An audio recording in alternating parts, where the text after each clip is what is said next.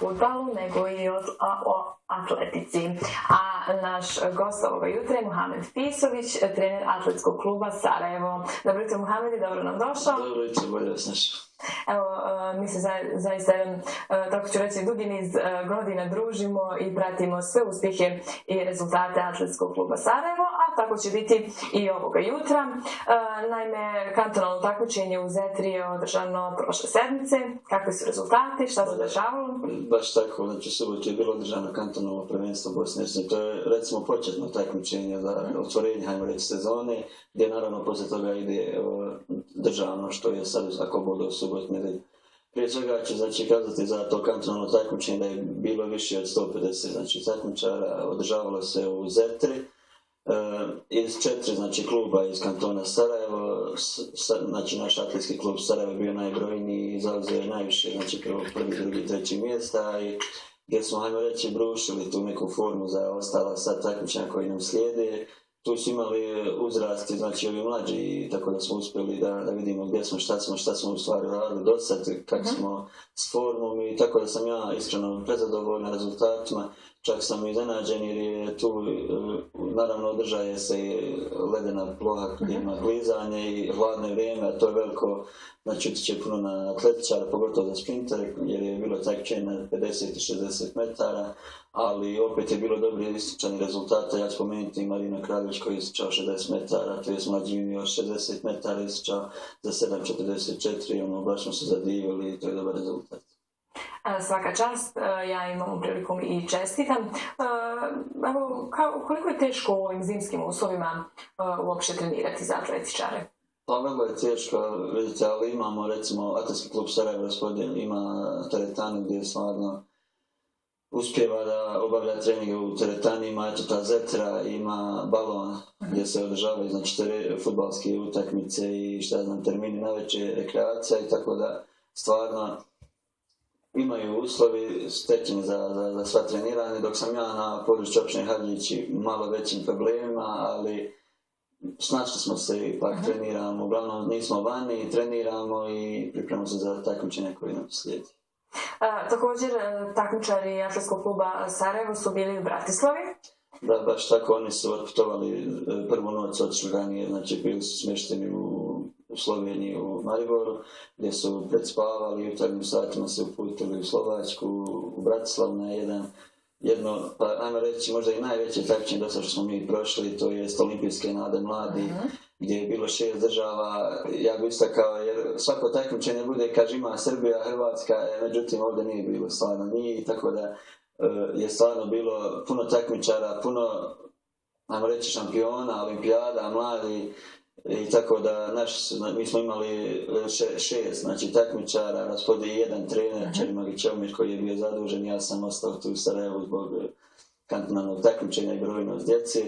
I tako da ja bih istakao i spomenuo, stvarno zaslužio da se spomene, na 60 metara imali jednog Harisa Muševića koji je stvarno dobro istečao 7.08, 60 metara, veliki talent i veliki potencijal Bosne i Hercegovine, koji je zauzeo od 58 takmičara, zauzeo je 4. mjesto, znači malo mi je dijelo da zauzme to prvo, drugo, treće, gdje je on na tronosi, ali eto, i ovo priliku njemu posebno čestitam. Istakao bi isto rezultat dobar Ajlira iz Begović koja je ističala 60 metara, 8.0, 8.12, 8.08, ne znam baš tačno, pošto imali kvalifikacione trke, pa smo gledali na najbolji rezultat, znači možeš u finalu ističati dobro, a imaš i prije toga kvalifikacionu trku gdje neko bolje ističi.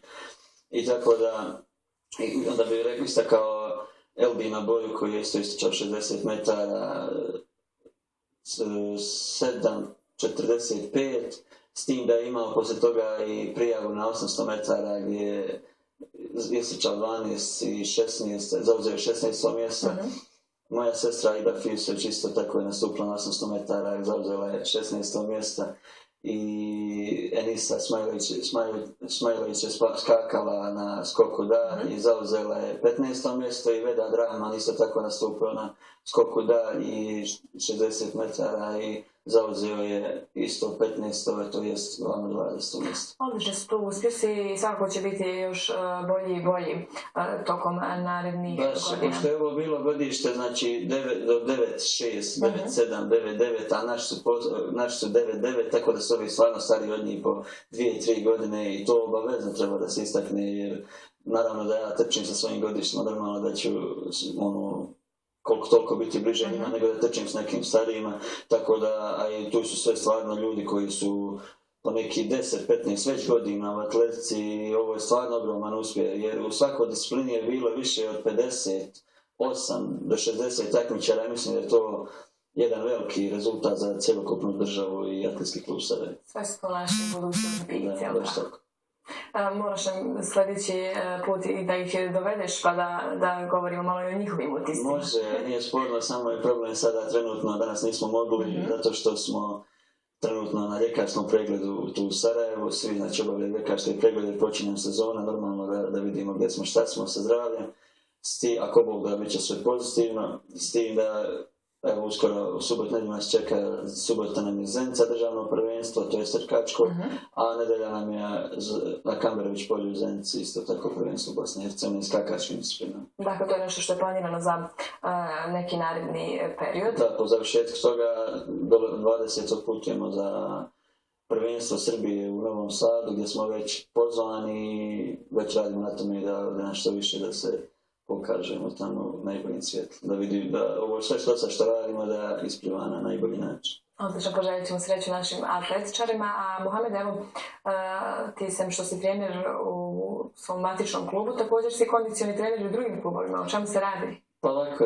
ja ću isto da to spomenem i drugi klubovi koji su zainteresovani, koliko ja nađem vremena i koliko se nađemo, ajmo reći, taj jezik, sporazum, naravno da ću svakome izaći u susret.